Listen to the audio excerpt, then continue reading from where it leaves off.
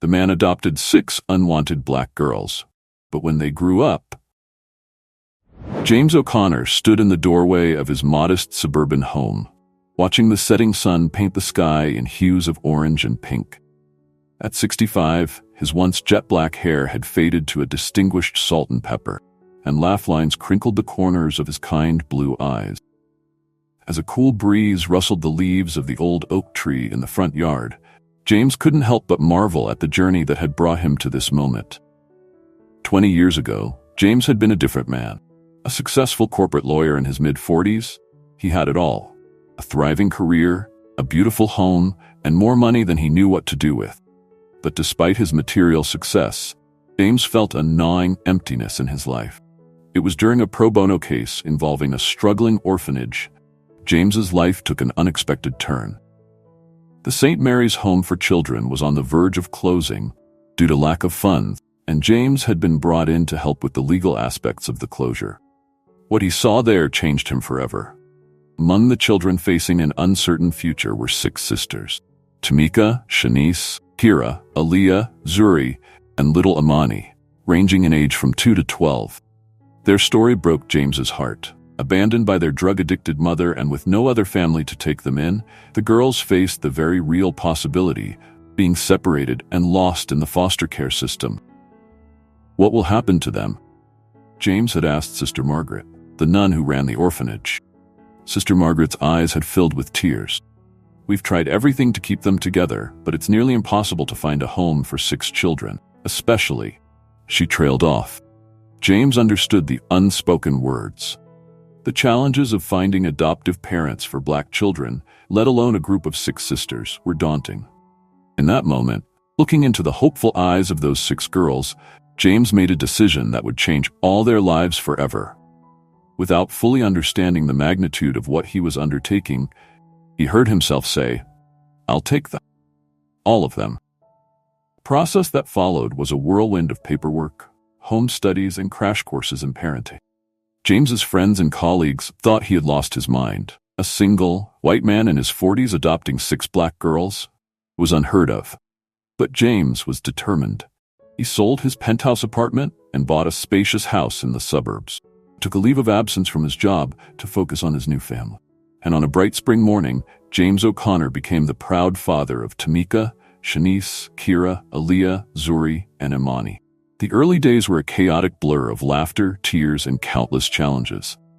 James had to learn everything from braiding hair to dealing with teenage hormones. There were cultural gaps to bridge, traumas to heal, and a constant learning curve for everyone involved. The early days were a chaotic blur of laughter, tears, and countless challenges. James had to learn everything from braiding hair to dealing with teenage hormones. There were cultural gaps to bridge, traumas to heal, and a constant learning curve for everyone involved. But through it all, love blossomed. The O'Connor house became a home filled with the sounds of sisterly squabbles, late-night conversations, and the uncontainable joy of a family that had chosen each other. Now, standing in the doorway of that same house 20 years later, James reflected on the journey they had all taken together. Little did he know that his girls, now accomplished women in their own right, had been planning something that would show him just how profound an impact his love and sacrifice had made on their lives. The sound of a car pulling into the driveway snapped James out of his reverie. His heart swelled with pride as he watched his oldest daughter, Tamika, step out of her sleek sedan. At 32, Tamika had become a successful pediatrician, her gentle manner and brilliant mind making her a favorite among her young patients and their parents alike. "Dad," Tamika called out, her face breaking into a wide smile as she rushed to embrace him. "Happy birthday. Are you ready for your surprise?" James chuckled, returning the hug warmly. "Surprise? I thought we agreed on a quiet dinner at home this year." Tamika's eyes twinkled mischievously. "Well, we might have bent the truth a little. Come on, the others are waiting." As they walked towards the car, James noticed a blindfold in Tamika's hand. "Oh no," he laughed. "What are you girls up to?" "You'll see," Tamika replied, carefully tying the blindfold over her father's eyes. "Trust me, Dad, it'll be worth it." The drive was filled with excited chatter as Tamika expertly dodged James's curious question. After what seemed like an eternity, the car came to a stop. "Okay, Dad," Tamika said, helping James out of the car. "Keep the blindfold on just a little longer." James could hear the sounds of many people moving about, hushed whispers, and barely contained excitement. The air smelled of freshly cut grass. And was that barbecue? Suddenly, the blindfold was removed, and James blinked in the bright sunlight. As his eyes adjusted, he gasped in astonishment. They were standing in front of a large, beautiful building he had never seen before. A banner hung over the entrance, reading, "The James O'Connor Center for Family and Community." Gathered in front of the building were hundreds of people, friends, colleagues, community members, and at the center of it all, his 5 other daughters. Shanice, now 30 and a civil rights attorney, stepped forward. "Surprise, Dad, welcome to your legacy." James looked at his daughters in confusion. "My legacy? What is this place?" Kira, 28, a social worker, took his hand. "It's a community center, Dad. A place where families can get support, where children can find safe homes, where lives can be changed, just like you changed ours." Tears welled up in James's eyes as the magnitude of what his daughters had done began to sink in. Aaliyah, 26, who had followed in James's footsteps to become a lawyer specializing in adoption cases, explained further. "We've been working on this for years, Dad. Pooling our resources, reaching out to your old contacts, applying for grants. This center will provide legal aid, medical care, counseling, and support for families and children in need." Zuri, 24, a budding architect who had designed the building, beamed with pride. "We wanted to create a place that embodied everything you taught us about family, love, and giving back to the community." Little Imani, not so little anymore at 22 and studying to be a teacher, hugged James tightly. "And we're naming it after you, Dad, because you showed us what it means to open your heart and your home to those who need it most." James was overwhelmed. He looked at each of his daughters' faces, seeing in them the scared, hopeful little girls they had once been and the strong, compassionate women they had become.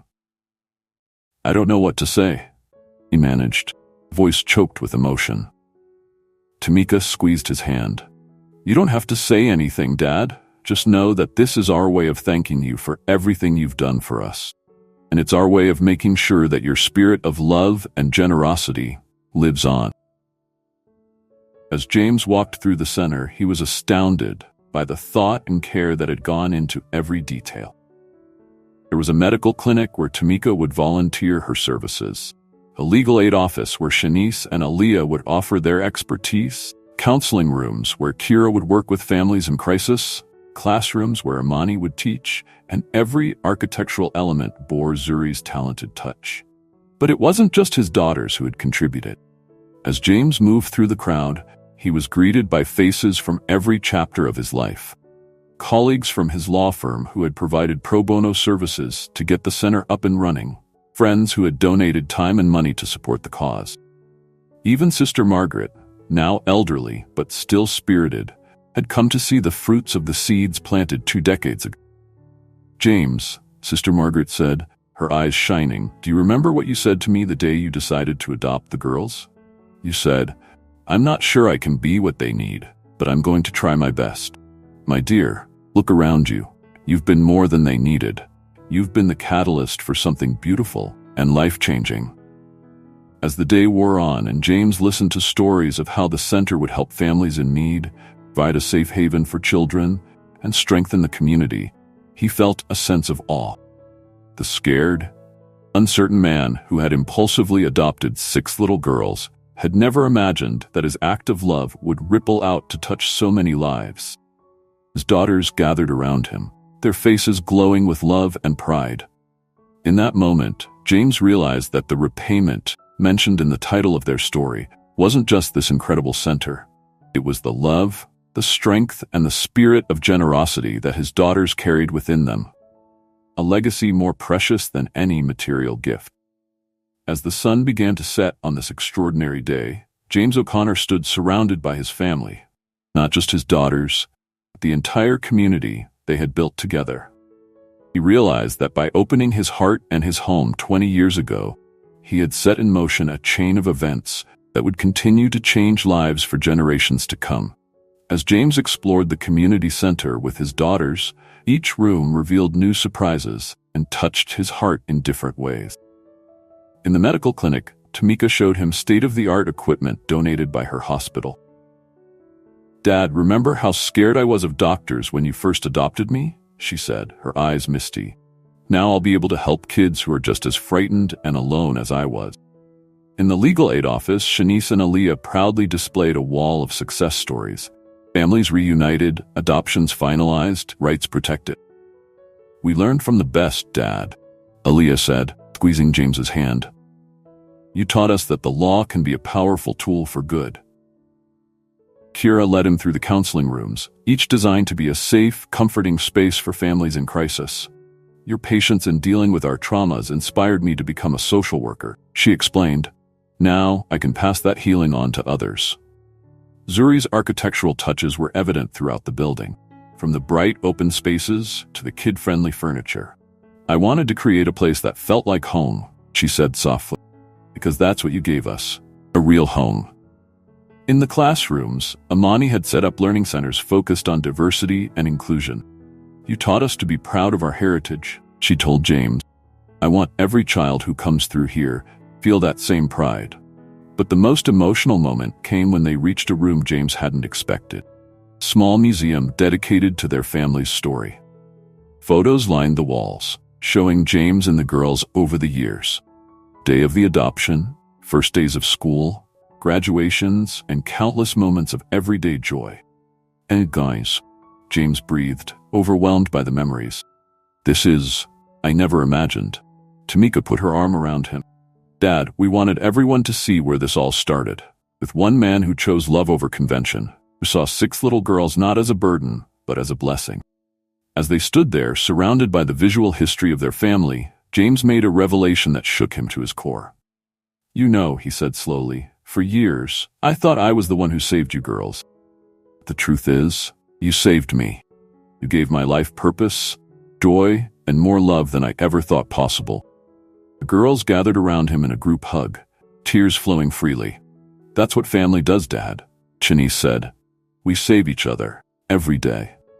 As the emotional weight of the day settled over him, James made a decision that would once again alter the course of his life. "Girls," he said, his voice filled with determination, "I want to be a part of this. Not just as the namesake, but as an active participant. I'm retiring from the law firm. I want to dedicate my time to this center.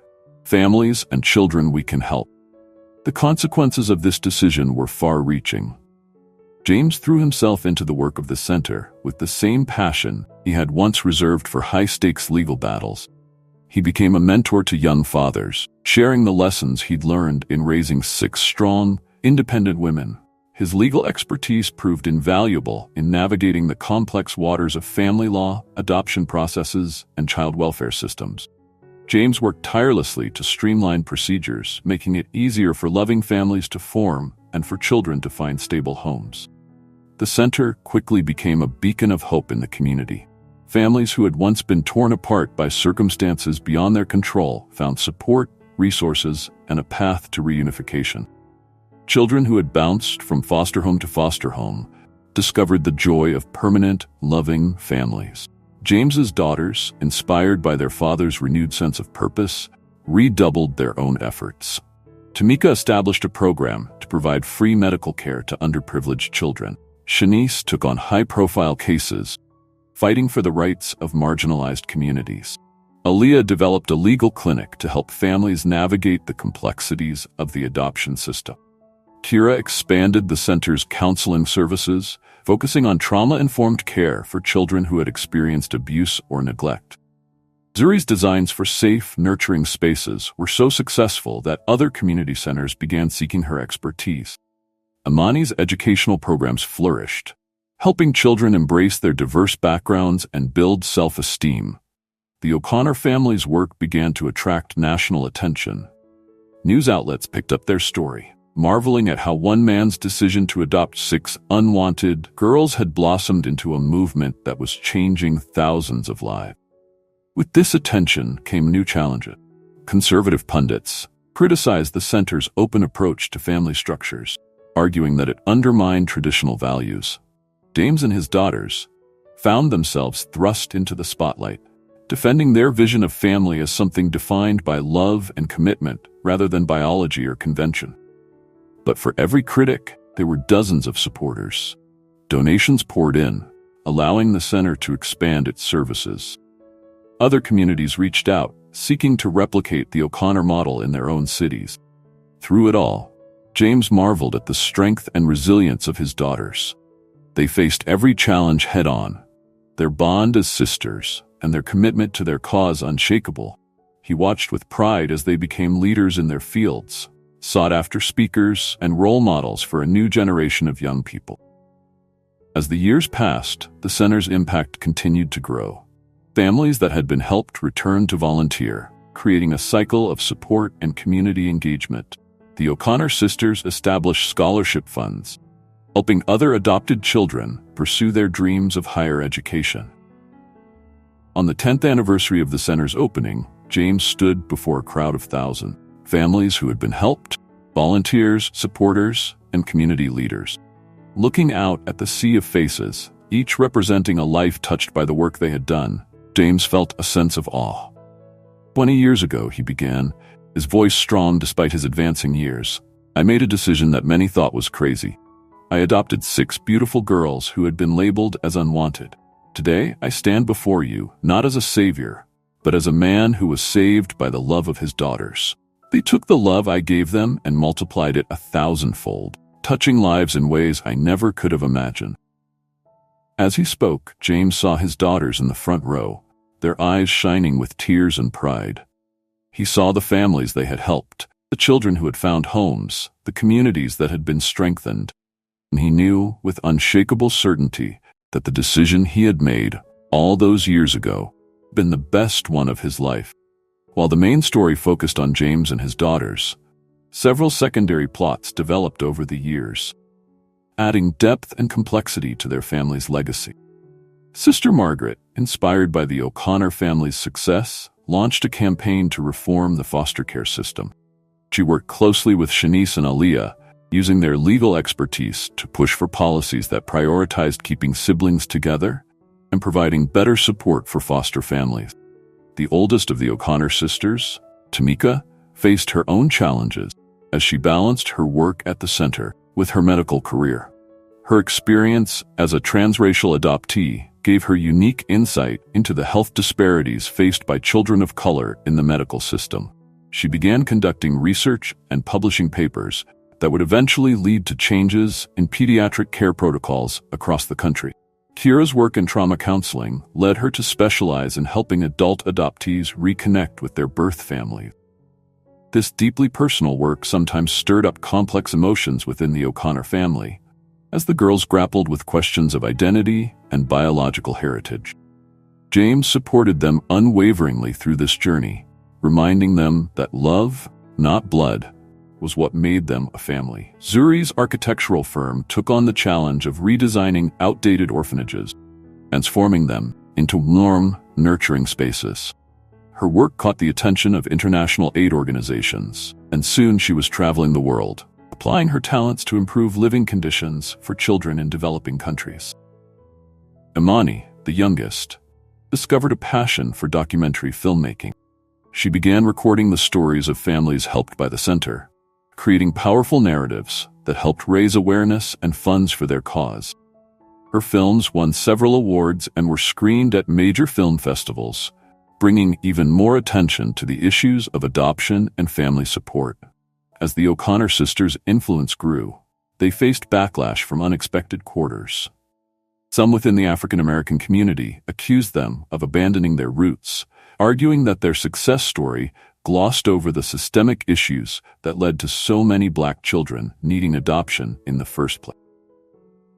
The sisters tackled these criticisms head-on, using their platforms to speak out about racial injustice, the need for better support for struggling families, and the importance of preserving cultural heritage in transracial adoptions. They established programs at the center specifically designed to connect adopted children with their cultural background.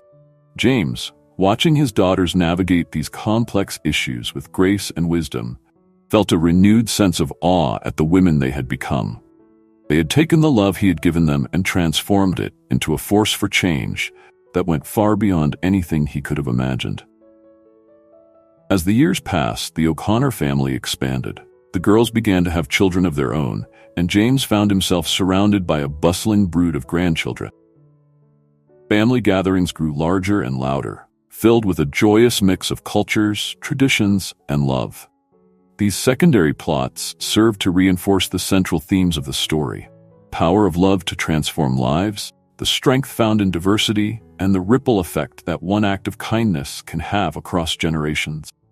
They showed that the impact of James's decision to adopt 6 unwanted girls had extended far beyond their immediate family, touching countless lives and challenging societal norms in profound ways. Over the 2 decades since the adoption, the relationships within the O'Connor family had evolved in complex and beautiful ways. The bond between James and his daughters deepened and matured, transforming from the initial dynamic of rescuer and rescued to one of mutual respect, support, and profound love. Tamika, as the oldest, had always felt a sense of responsibility for her younger sisters. As they all grew into successful women, she found herself able to relax into the role of sister, rather than second mother. Her relationship with James was marked by a deep intellectual connection. They often spent hours discussing medical ethics and the intersection of healthcare and social justice. Shanice, who had struggled the most with anger and trust issues after the adoption, had become James's fiercest defender. Her legal career was a direct result of watching James navigate the complex adoption process, and she often said that he was the reason she believed in justice. Their relationship was one of shared passion for using the law as a tool for positive change.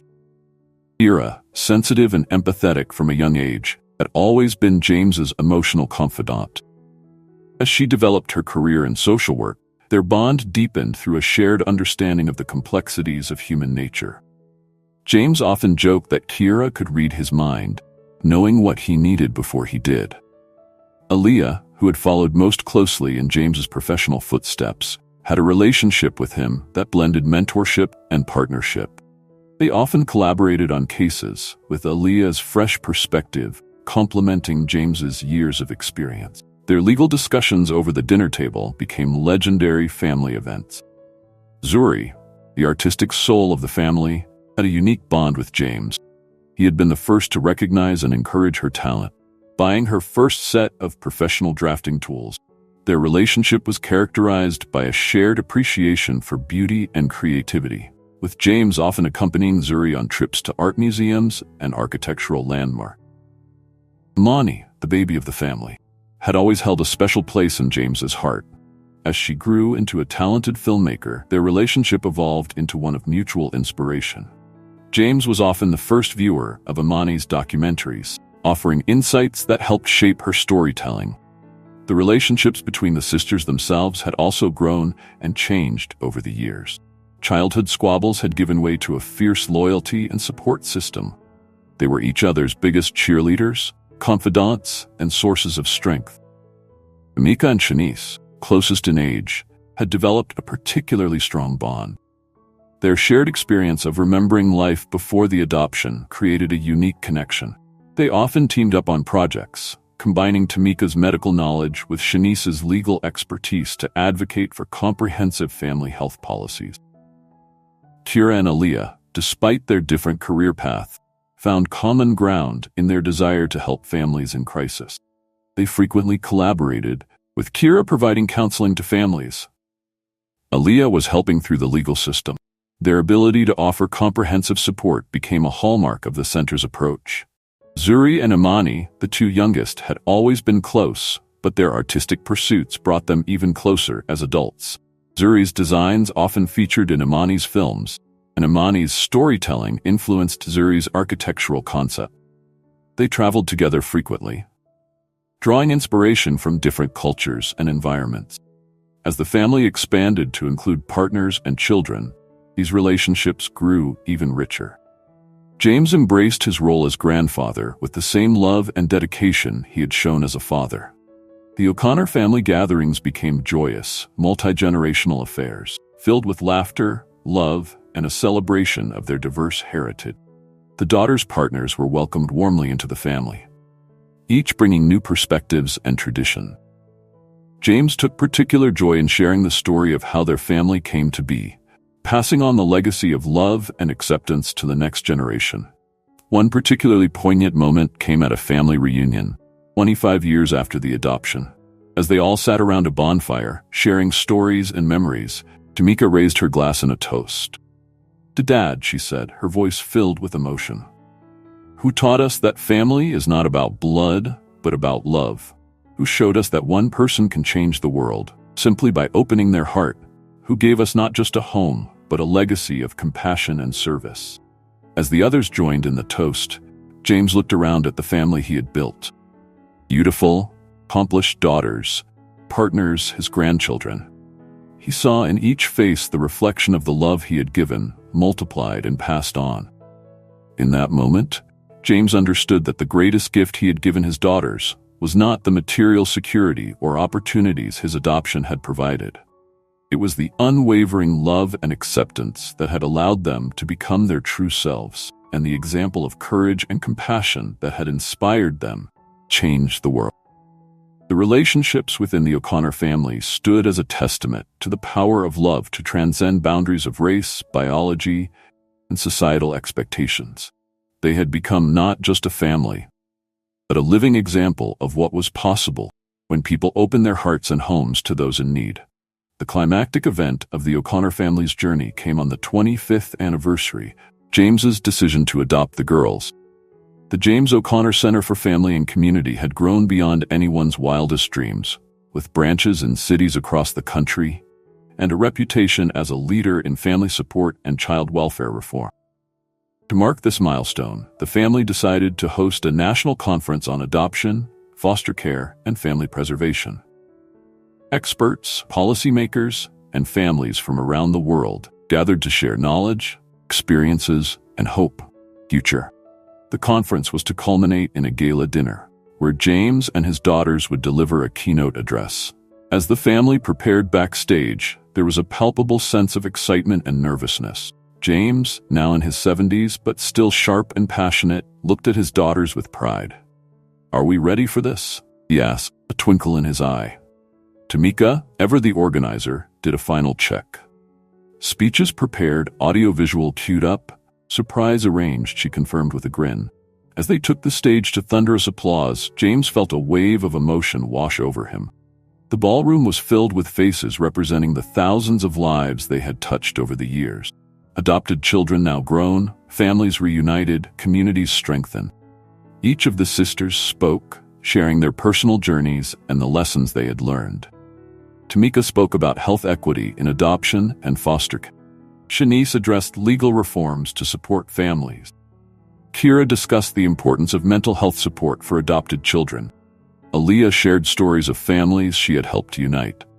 Zuri presented her vision for child-friendly spaces in community centers. Amani showed clips from her latest documentary on diverse families. Finally, it was James's turn to speak. As he stepped up to the podium, felt the weight of the years, the challenges, and the triumphs. He looked out at the audience, then back at his daughters, and began to speak from his heart. 25 years ago, I was a man who thought he had everything but felt empty inside. Then, by what I can only call divine providence, I met 6 little girls who would change my life forever. His voice cracked with emotion. I thought I was saving them. But the truth is, they saved me. They taught me what it really means to love, be a family, make a difference in the world.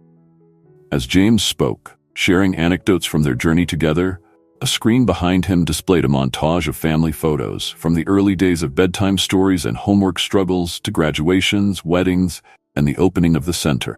The audience was captivated, many wiping away tears. But our story is just one of millions, James continued. Every child deserves a loving home. Every family deserves support. That's why we're here today, to commit ourselves to making that a reality for all. As James concluded his speech, Tamika stepped forward. Dad, we have a surprise for you. She gestured to the back of the room where the doors opened. In walked a procession of people. Hundreds of them, of all ages and backgrounds. Each carried a candle and a small sign. As they filled the aisles of the ballroom, James realized that each sign bore a number. Shanice explained, voice thick with emotion. Dad, each of these people represents a family that has been helped by the center. The number on their sign? That's how many lives were changed because of that family. All told, impact of your decision 25 years ago touched over 1 million lives. James was overwhelmed, tears streaming down his face as he took in the scene before him. The room glowed with candlelight, each flame representing a life forever changed. But the surprises weren't over. Kira stepped up next. We have one more thing, Dad. She nodded to someone off stage, and a familiar figure stepped into the spotlight. It was Sister Margaret, now in her 90s, but still radiating the warmth and compassion that had first inspired James all those years ago. She walked slowly to the podium, assisted by Aaliyah and Zuri.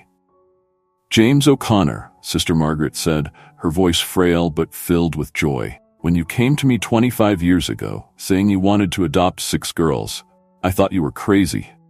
The audience chuckled. But you taught me to never underestimate the power of love. Today, I'm here to tell you that St. Mary's Home for Children, where this all began, is no longer closing its doors. A gasp went through the crowd. Sister Margaret smiled. Thanks to the work you and your family have done, thanks to the awareness you've raised and the funds you've helped us secure, we're not only staying open, we're expanding. The state has agreed to use us as a model for a new approach to child welfare, focusing on keeping families together and providing comprehensive support. James was speechless. He looked at his daughters, who were all beaming at him, breaths, then back at Sister Margaret, and the sea of candles representing lives changed. In that moment, he felt the full weight of the legacy he and his family had built. The conference and gala had been a triumph, but they also brought new challenges. The increased visibility put the O'Connor family and their work under intense scrutiny. Critics argued that their success story oversimplified the complex issues in the child welfare system. Others questioned whether their model could be replicated on a larger scale. James and his daughters knew they needed to address these concerns head-on. They convened a series of town halls, inviting critics and supporters alike to voice their opinions and concerns. These often heated discussions led to important refinements in their approach. One particularly vocal critic was Dr. Aisha Thompson, sociologist specializing in race and family structures. She argued that the O'Connor story, heartwarming as it was, ignored the systemic racism that led to a disproportionate number of Black children in the foster care system. Rather than becoming defensive, the O'Connors invited Dr. Thompson to collaborate with them. Shanice and Aaliyah worked with her to develop new programs addressing the root causes of family separations in minority communities. These initiatives focused on providing resources, education, and support to keep families together whenever possible. Tamika spearheaded a new research project, partnering with Dr. Thompson to study health outcomes for children in various family structures. Their work led to groundbreaking insights into the impact of stable, loving homes on children's physical and mental health, regardless of the racial makeup of the family. The O'Connor sisters also faced personal challenges as they worked to resolve conflicts within the communities they served. Kira, in her role as a counselor, often found herself mediating between adoptive parents and birth families, struggling to navigate their complex relationships. Her own experience as an adopted child gave her unique insight, but also stirred up emotional challenges she had to work through. Zuri's work designing community spaces sometimes met resistance from local residents wary of change. She developed a participatory design process, involving community members in every step. This approach not only resolved conflicts but often led to innovative solutions that truly served the community's needs. Amani's documentaries, while widely praised, also drew criticism from those who felt they painted too rosy a picture of adoption. In response, she embarked on a new project, exploring the full complexity of the adoption experience, including stories of reunions with birth families and adoptions that didn't work out. This unflinching look at the challenges as well as the joys of adoption helped to create a more nuanced public understanding of the issue. Throughout these challenges, James remained a steadying presence. His years of legal experience proved invaluable in navigating the complex political and social landscape they now found themselves in. He encouraged his daughters to face criticism with open minds and to always seek common ground. Remember, he would often say, every person who challenges us is an opportunity to learn, to grow, and to make our work even better. This approach led to some unexpected alliances. A conservative politician who had initially been skeptical of their work became a strong advocate after seeing the fiscal benefits of their family preservation program. A group of birth mothers, initially resistant to the idea of adoption, worked with the center to develop new models of open adoption that allowed them to maintain connections with their children. As they worked through these conflicts, the O'Connor family found their mission evolving. What had started as a focus on adoption broadened into a comprehensive approach to child welfare and family support. They began to advocate for policies that would provide better support to struggling families, aiming to reduce the need for foster care and adoption in the first place. This shift wasn't always easy. Some adoption advocates felt that the O'Connors were abandoning their original mission. James and his daughters had to carefully navigate these concerns, explaining that their goal had always been to ensure every child had a loving, stable home. And sometimes that meant helping their original families stay together. The process of resolving these conflicts led to significant personal growth for each member of the O'Connor family. James, in his 70s, found himself still learning and evolving. "You girls keep me young," he often joked, "and humble. Just when I think I have all the answers, you show me new questions to consider." His daughters, too, found that facing these challenges head-on deepened their commitment to their work and to each other. The spirited debates around the dinner table, once focused on teenage concerns, now revolved around social policy, ethical dilemmas, and visions for the future. As the months passed, the controversies began to die down, replaced by a growing recognition of the nuanced, thoughtful approach the O'Connors brought to their work. Their willingness to listen to critics, adapt their methods, and always keep the welfare of children at the forefront earned them respect even from former detractors. Dr. Thompson, once their most vocal critic, became a close collaborator. At a joint presentation of their research, she surprised the O'Connors with her closing remarks. "When I first encountered this family," she said, "I thought their story was too good to be true. I was looking for the cracks, the flaws in their approach.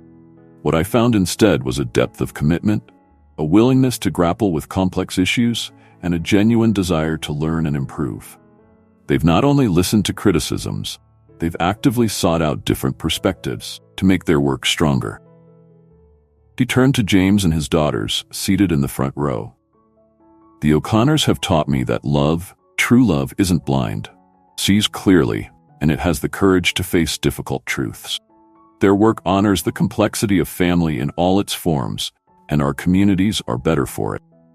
As James listened to these words, he felt a profound sense of pride, not just in the work they had done, but in the way his daughters had risen to every challenge, always striving to learn, to improve, to make a real difference in the world.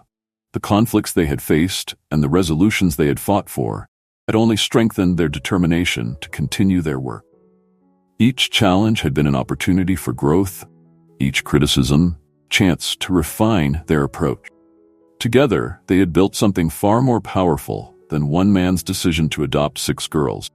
They had created a movement, a new way of thinking about family, community, and the possibilities of love. The resolution of the various conflicts marked a turning point for the O'Connor family and their work. They emerged from this period of scrutiny and challenge with a clearer vision and a stronger commitment to their mission. But it also led them to a new direction, one that would expand their impact in ways they had never imagined. At a family meeting held in the living room where James had once read bedtime stories to 6 little girls, they discussed the future of their work. "We've accomplished so much," Tamika began, "but I can't help feeling there's more we could be doing." Shanice nodded in agreement. "Our model works, but it's limited by geography. What if we could scale it up, reach more families, more communities?" As they talked, an idea began to take shape. Zuri, always the visionary, sketched out a rough plan on a napkin. "What if," she said, her eyes shining with excitement, "we created a network of centers across the country? Not just branches of our organization, but partnerships with existing community groups, all working together?" The idea caught fire. They spent hours discussing the possibilities, the challenges, potential impact. By the end of the night, a new vision had emerged, one that would take their work to a national, even global scale. The James O'Connor Center for Family and Community would become a hub for a nationwide network of family support centers. They would provide training, resources, and support to local organizations, helping them implement programs tailored to their specific community needs. Aaliyah would lead the legal team, working to replicate their legislative successes in other states. Kira would develop training programs for counselors specializing in adoption and family preservation. Emika would coordinate with medical centers to implement family-centered health initiatives.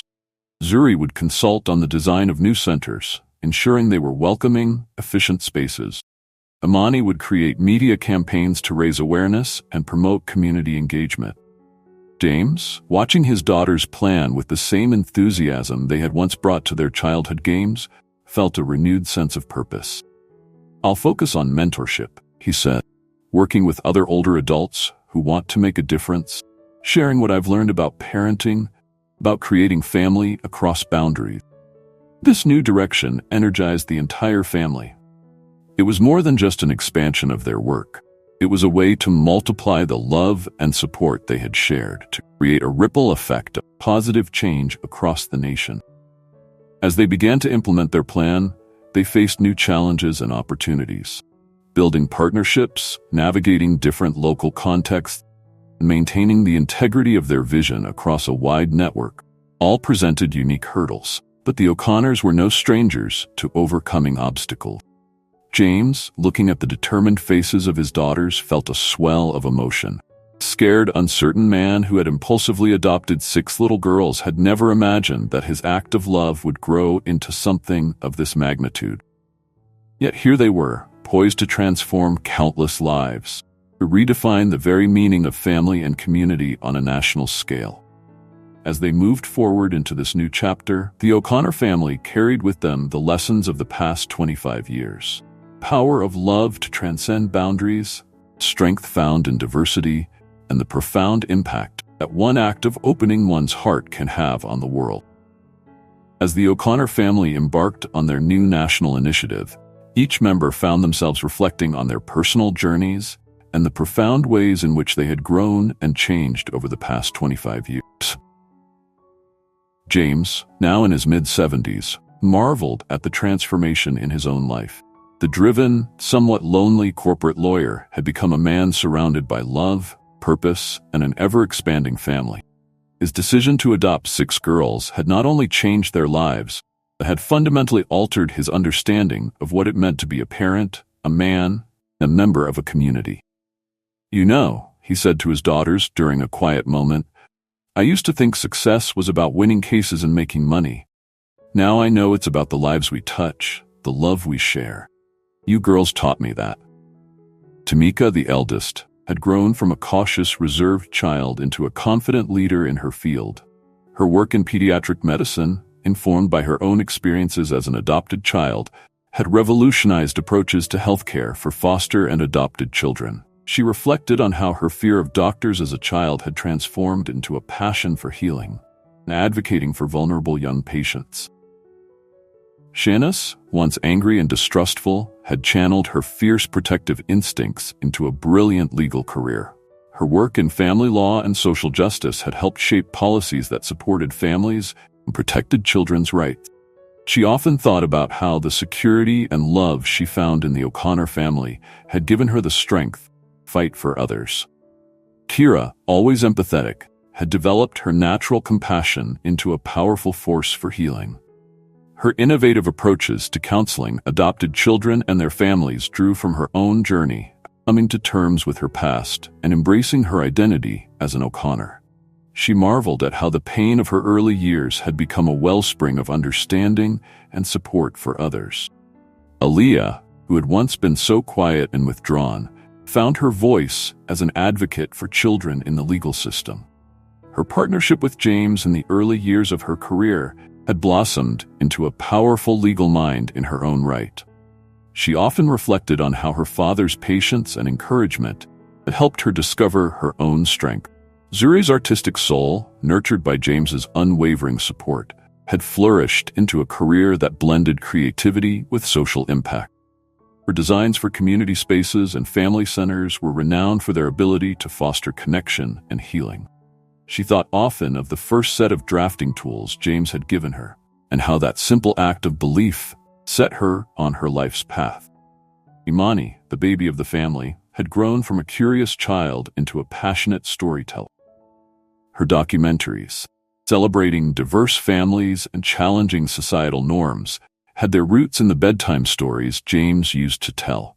Stories that helped 6 little girls understand that families come in all shapes and sizes, are all bound by love. As they worked together on their new national initiative, the O'Connor sisters found that their individual strengths complemented each other beautifully. The bonds of sisterhood, forged in the crucible of their shared early experiences and strengthened by years of love and support, created a team that was more than the sum of its parts. James watched his daughters work with a sense of awe and deep gratitude. The scared, helpless little girls he had brought home 25 years ago had become powerful, compassionate women, each making her own unique mark on the world.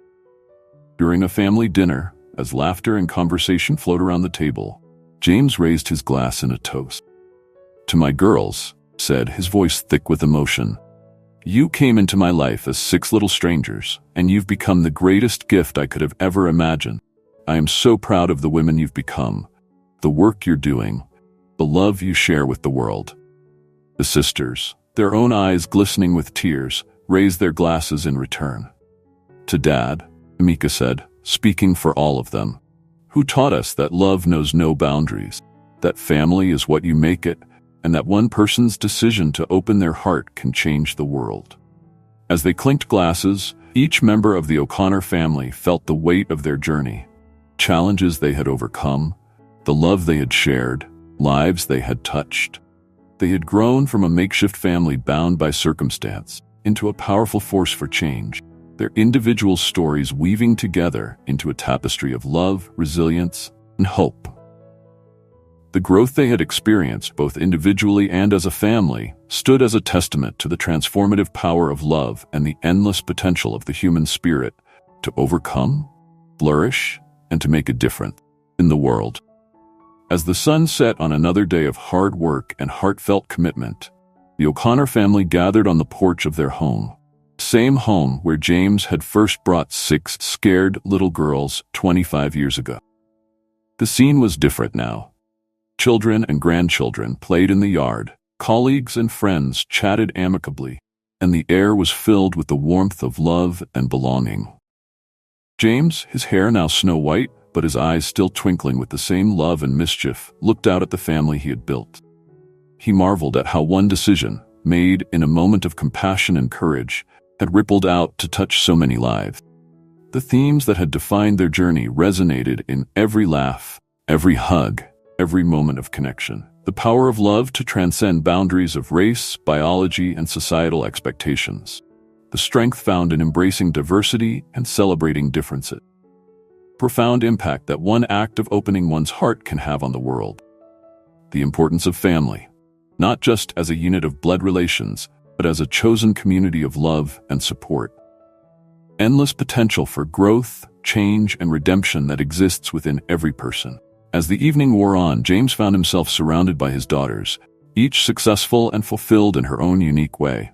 Tamika, the doctor; Shanice, the lawyer; Kira, the counselor; Aaliyah, the advocate; Zuri, the architect; and Imani, the storyteller. 6 women who had once been labeled as unwanted, now pillars of their community and catalysts for change across the nation. "You know, girls," James said softly, "when I adopted you, I thought I was giving you a gift. The truth is, you gave me the greatest gift of all. You taught me the true meaning of family, love, purpose." Tears glistened in the eyes of the O'Connor sisters as they embraced their father. In that moment, They were not just accomplished professionals or changemakers. They were simply a family, bound by love and a shared journey.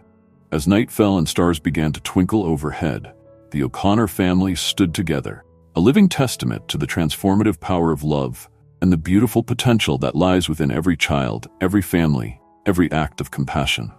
Their story, born from one man's decision to open his heart and home, had become a beacon of hope for thousands. A reminder that family is not defined by blood, by love, and that in the end, no child is ever truly unwanted.